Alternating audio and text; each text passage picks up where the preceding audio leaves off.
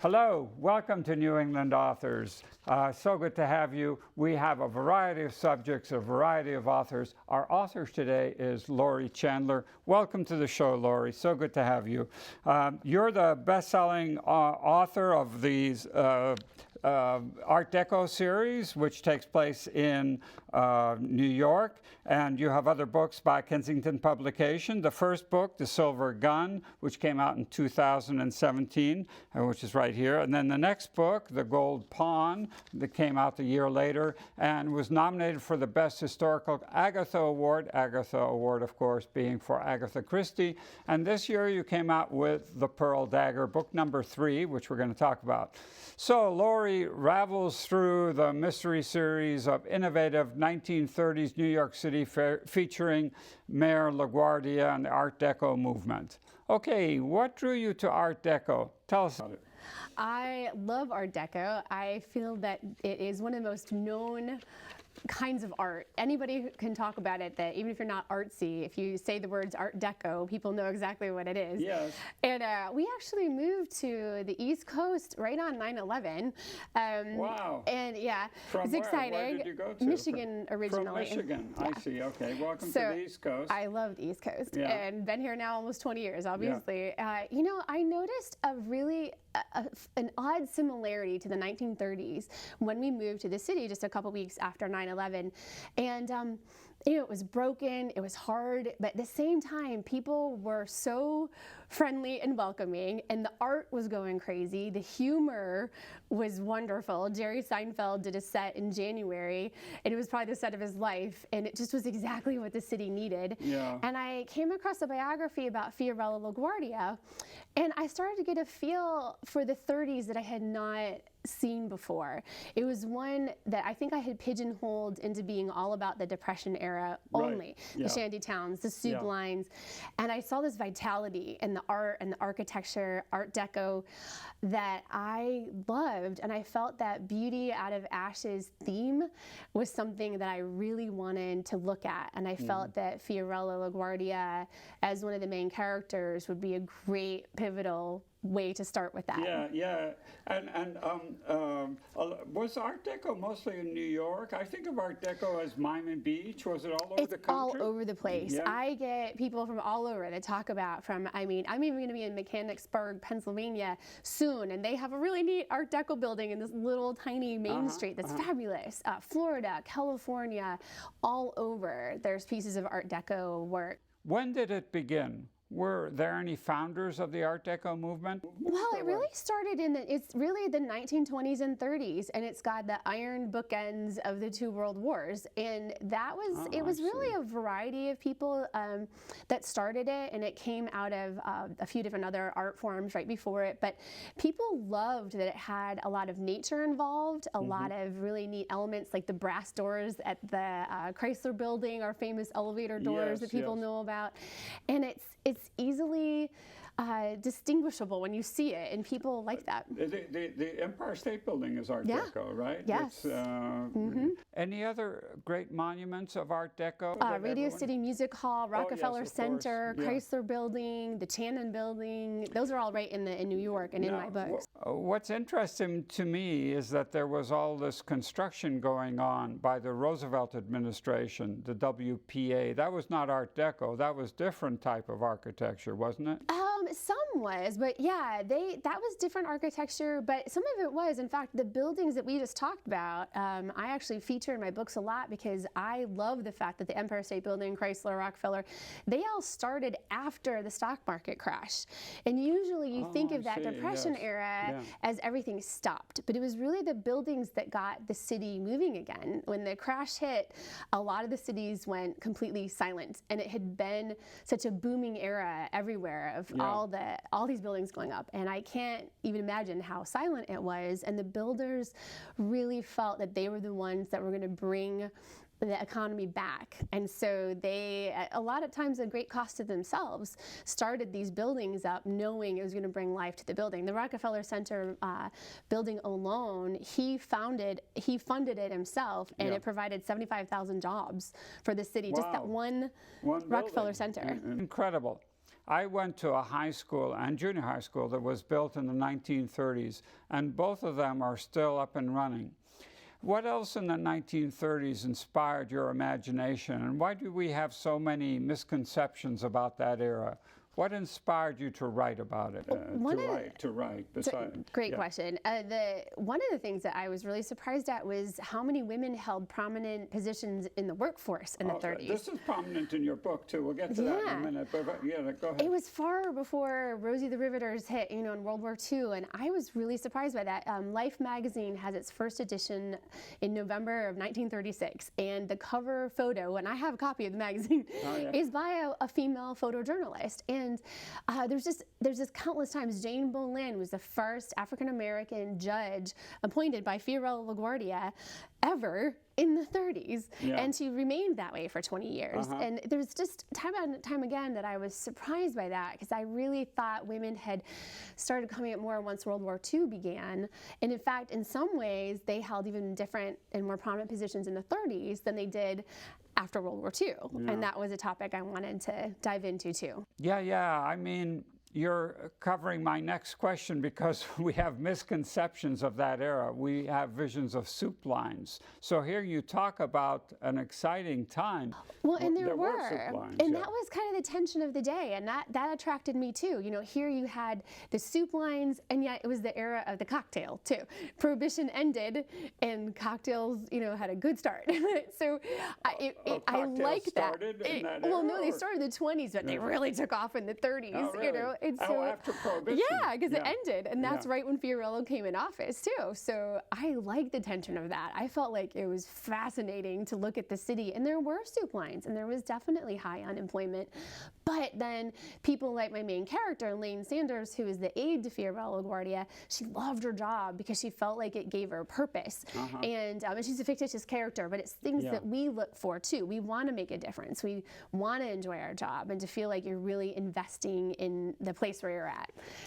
Yeah, he was a grand character of New York, wasn't he? He was a larger-than-life person, and he's very important in your book. So before we get to your book, just tell us a bit about him. What was he like? And people all over the country know of him. They know because of LaGuardia Airport. But and he was a fighter pilot in World War I, and he actually is the reason that they have that airport. He knew New York needed an airport. But other than that, people around the country, even my dad was in Michigan, and he remembers hearing him, Fiorello LaGuardia, talk on the radio. And that's the number one thing people remember. He had a really screechy, bellowy voice, but he used to read the funny papers over the radio during the Depression. And my dad even remembered that from Michigan.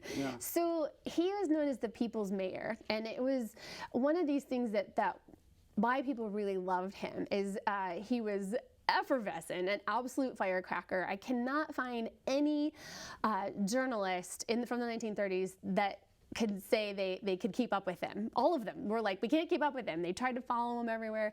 He was the ultimate underdog. He was a 5'2", double minority, half Jewish, half Italian. Definitely had a Napoleon complex. He had a bust of Napoleon in his office.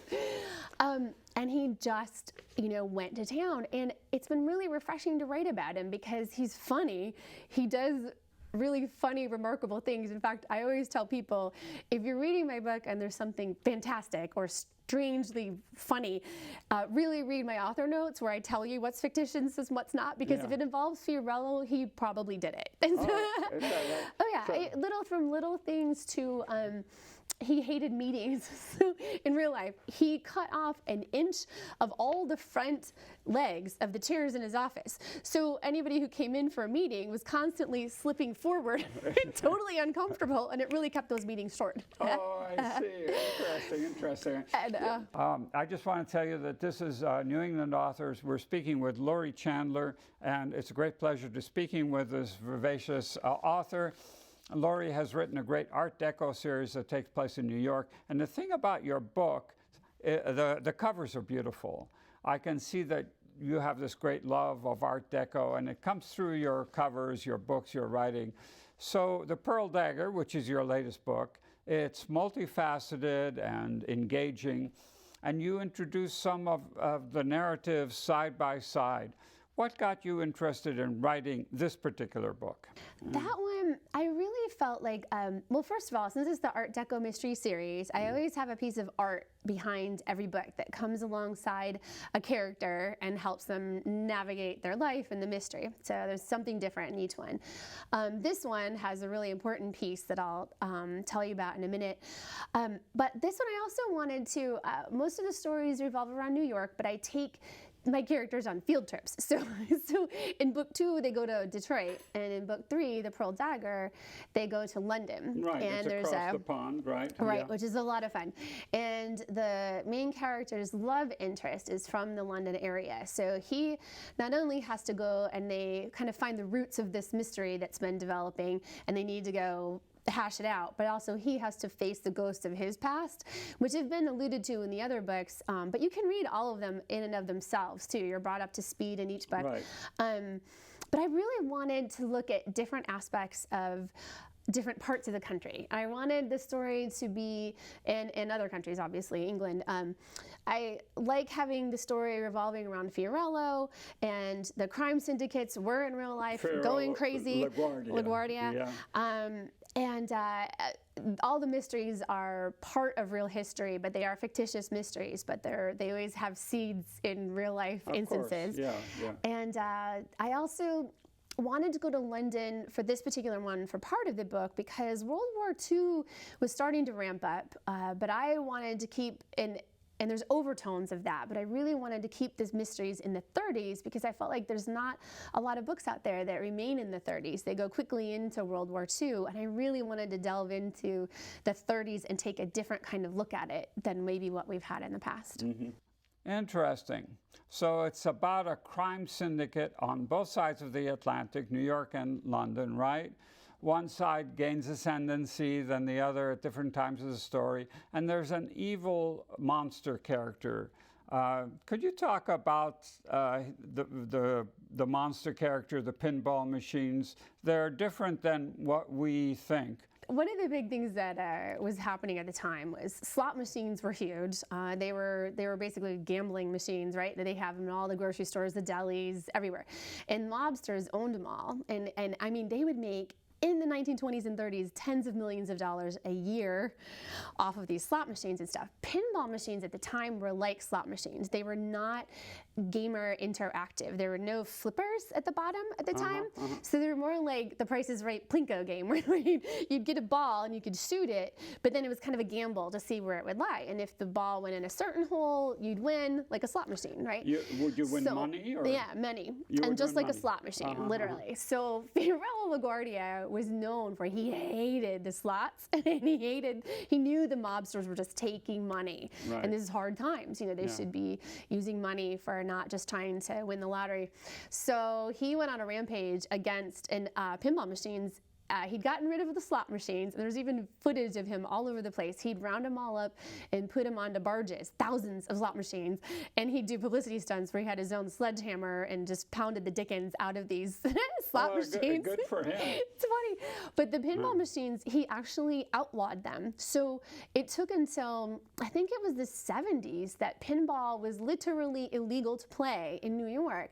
And some people pick on him for it, but that's because it literally wasn't a game then. There was no interaction. So basically in the 70s, they added the paddles, and then it became more of a game. And then whether you won money or not, at least you had a chance. I see. Yeah. So that's where this mystery is about the gangsters who are making, honestly, tens of millions, which is probably hundreds of millions in our currency today, off the backs of these people that are hurting. And it's about this and one of the gangsters that is using that. Oh, excuse me for editorializing, but I wish that he would come back and knock out all the slot machines in these casinos because they're run by the same evil monsters.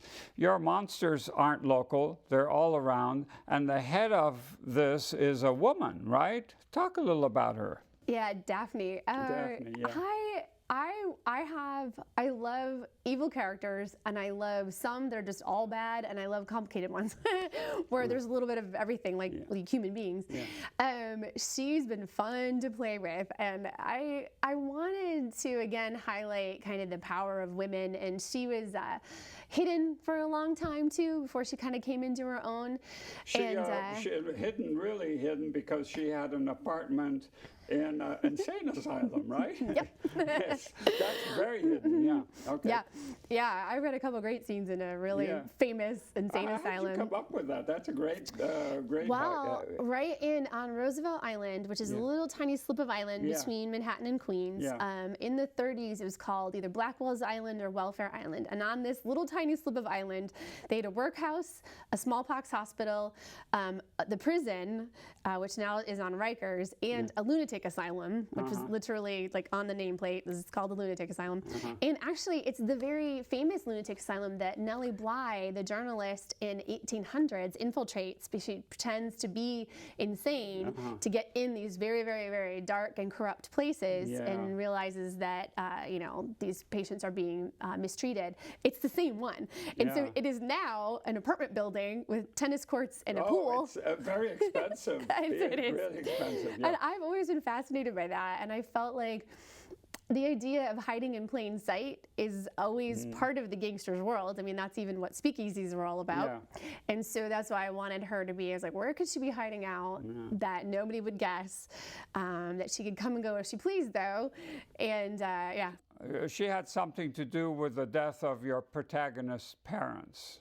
Yeah, she does. And that's one of the things in the first book. You realize that, you know, Lane has her own tricky past to deal with. And that was the other tension. I wanted her to have a similar past to like what that era does too. I mean, she's a positive person, but she also had some trials in her past to overcome, and that's actually what she faces, her trials of the past in book 2 in the Gold Pawn, and then her love interest has to face his own in the Pearl Dagger. I see.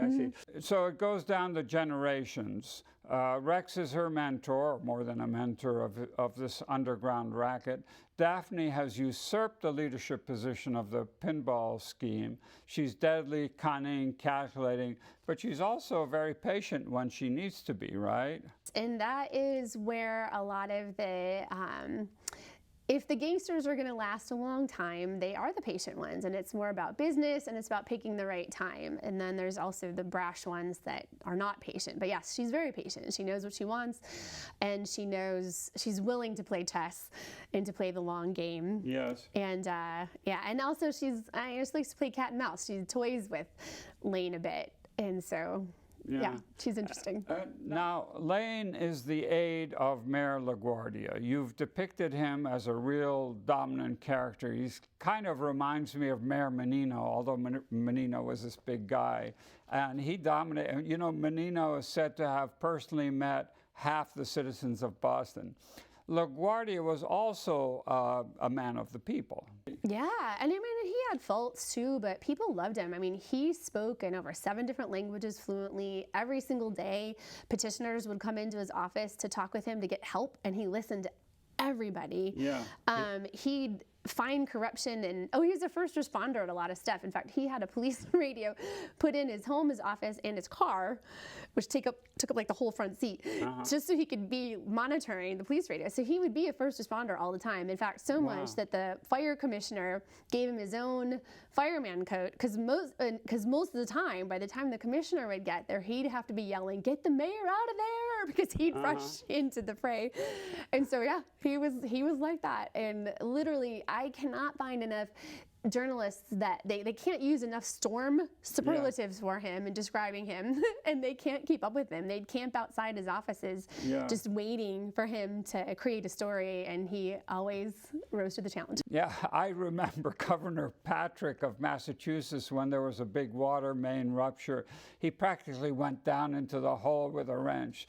So you bring in Winston Churchill. He comes in and meets Lane, the protagonist. Would that have been possible?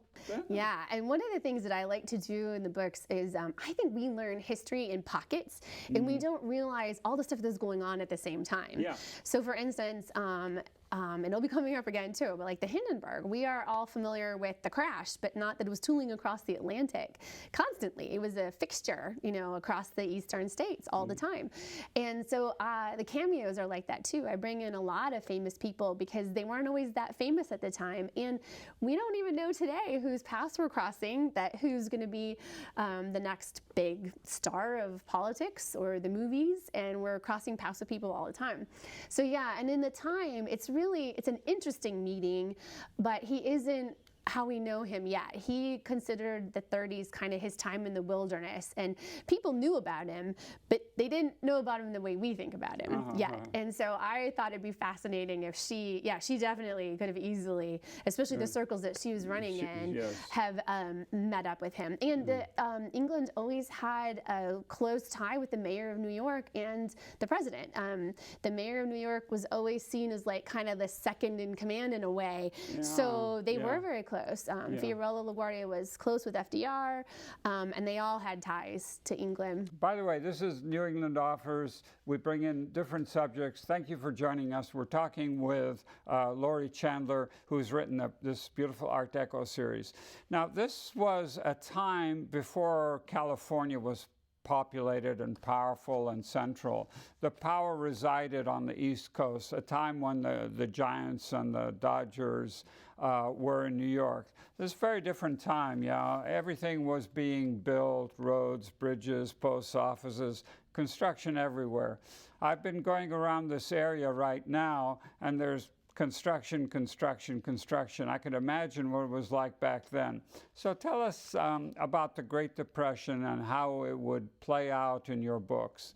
This was what we remember about the 1930s, the Depression. Again, I wanted to take a different look at it, but it was a reality though. So I did a lot of interviews with even people in the neighborhood and my families to see those things that they did in the Depression, like for instance, Mr. Kirkland is a character and he raises bees on their rooftop of their townhouse. And that's something that a lot of our family members did during the Depression and World War II. Little things such as my mom had said that in the days where they didn't have enough nylons, like for their stockings, they'd put pancake makeup on their legs and draw a line up their leg, like with eyeliner for a seam. So things like that I try to put those things in, or helping each other, their neighbors, and people did that a lot. Even the emotions of Lean, she sees the Chrysler building, and she often, it's told first person because I wanted that immersive sense that you're really experiencing history. And I feel like when you read the word I, even if you're not a 20-something-year-old female, you put yourself in their shoes, and I felt like that was important for what I wanted to get across in the series.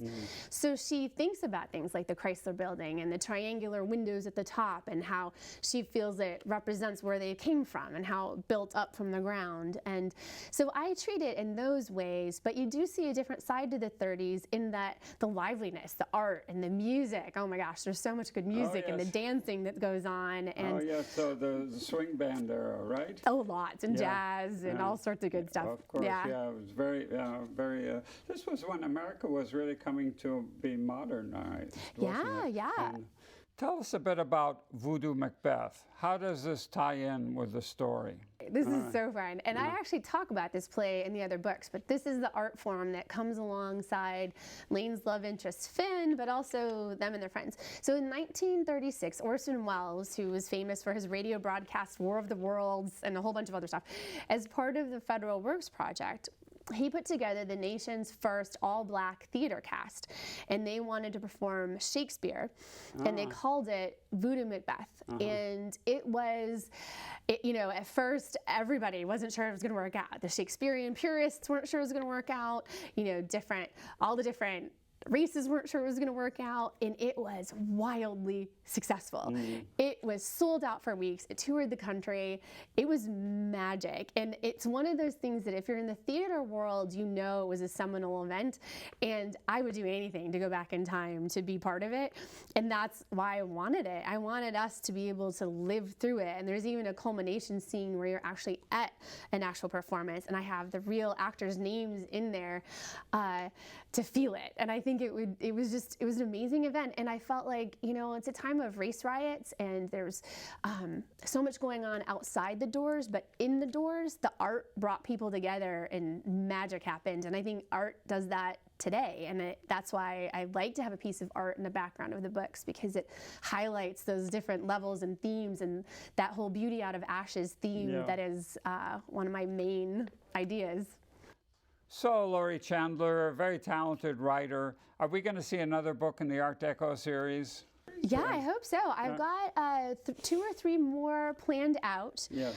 We'll find out if, what will happen with that. I have 2 standalones that are different that I'm working on. One is more of a modern day that also goes back in time, back and forth. It's about sort of the history of holiday traditions during the Christmas and Hanukkah season. And then I have a modern day suspense novel that I'm working on right now too.